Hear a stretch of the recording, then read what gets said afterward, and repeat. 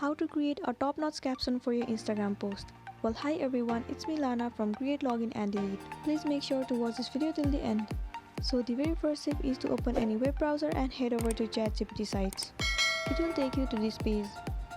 So if I want to post a picture of my selfie with sunset and I want to add a unique caption to it, then here in this section you need to write a command as write the Instagram caption for a picture about my selfie with sunset. And then hit on this arrow.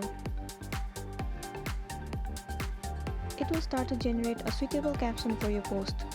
So here you can see that the caption has been generated successfully. It hasn't generated the only caption but also the hashtag for your Instagram post. Now you can just copy this caption and paste it on your Instagram post. So let's generate some caption for another post. So again in this section enter a command as write an Instagram caption about the picture of me on vacation with my friends. Now hit on this arrow.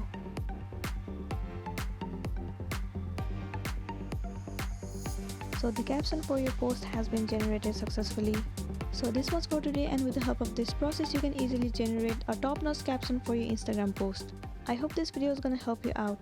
Thank you for watching it till the end.